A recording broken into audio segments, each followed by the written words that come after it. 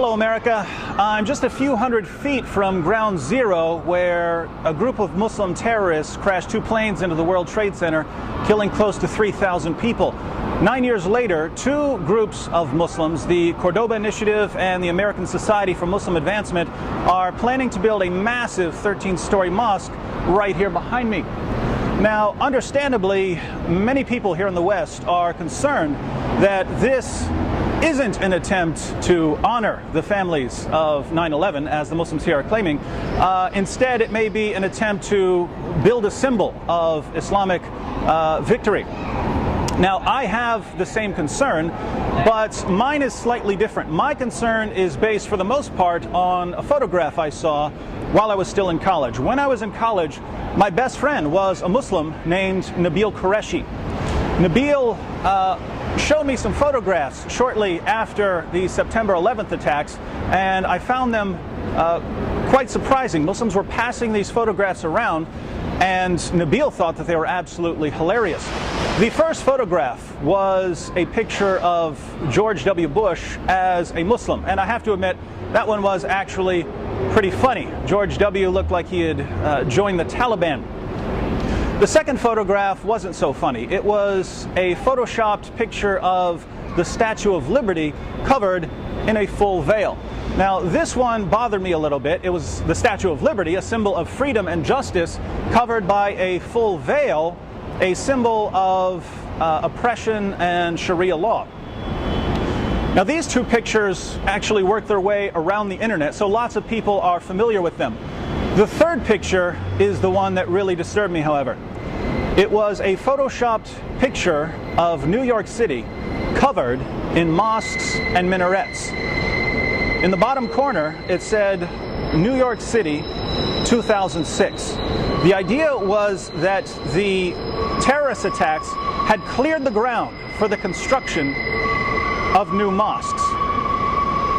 Now, when I asked Nabil why he found this photograph so funny, he said, "Am I the only one who's dealing with this tragedy through humor?" But that really didn't work.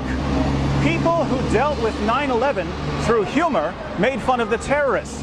They didn't joke about terrorist attacks clearing the way for a new Mecca.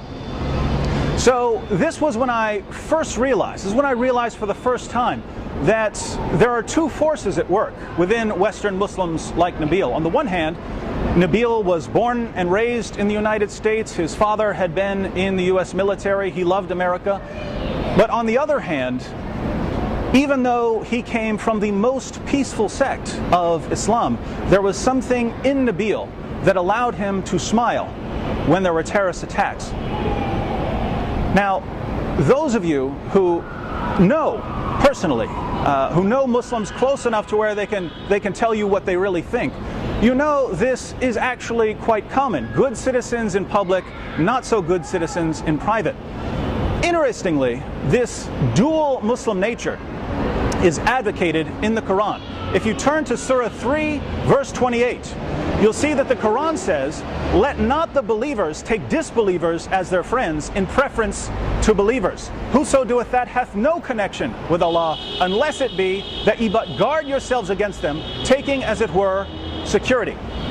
So if you're a Muslim, you're not supposed to be friends with unbelievers unless it's to protect yourself. What this means is that if Muslims feel threatened by a stronger adversary, say the United States of America, they can pretend to be friendly in order to protect themselves, in order to guard themselves against these unbelievers. The greatest Islamic commentator of all time, Ibn Kathir, comments on Surah 328, and he says that when Muslims are outnumbered by a stronger adversary, believers are allowed to show friendship outwardly, but never inwardly. He goes on to quote Muhammad's companion Abu Darda, who said, "We smile in the face of some people, although our hearts curse them." So if Muslims are in an area where they're outnumbered, they're supposed to have two faces. Inwardly, they're supposed to hate the unbelievers and to long for the day when Islam will dominate. Outwardly, they are allowed to pretend to be peaceful and tolerant and kind and loving, smiling in our faces while cursing us in their hearts. What's my point, you ask? Well, the Muslims who want to construct a massive mosque here assure us that they're doing it to honor the victims of 9/11 and not to construct a symbol of Islamic supremacy. They assure us that they're going to build a beacon of understanding and harmony, a place for people of all faiths to gather and condemn extremism. Do you believe that? If so, I'd like to sell you a bottle of Wood's Miracle Magic Cure-All from the Miracle Springs of Poland for the low, low price of $487. My friends, what did Muslims do when they conquered Mecca? They went to the Kaaba, the center of pagan worship, and they claimed it for Islam. What did Muslims do when they took Jerusalem? Where did they build their mosque? They built it on the Temple Mount. When Muslims conquered Damascus, where did they build their mosque? They demolished the Church of St. John the Baptist and replaced it with a mosque. Why? When you Islamize the most important places of your enemy, you destabilize your enemy, you make them weaker, and you show them that Muslims are in control.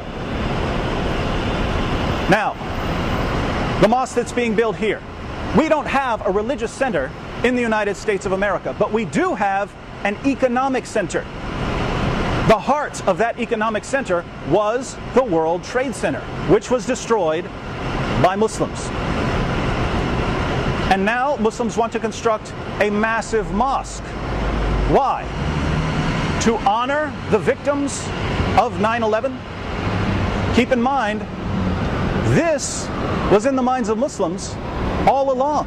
Right after the September 11th attacks, Muslims were joking about filling the city with mosques. And now they tell us that they're doing it to honor the victims of 9/11. Smiling in our faces while cursing us in their hearts. Come out of the cave, America. It's dark in there.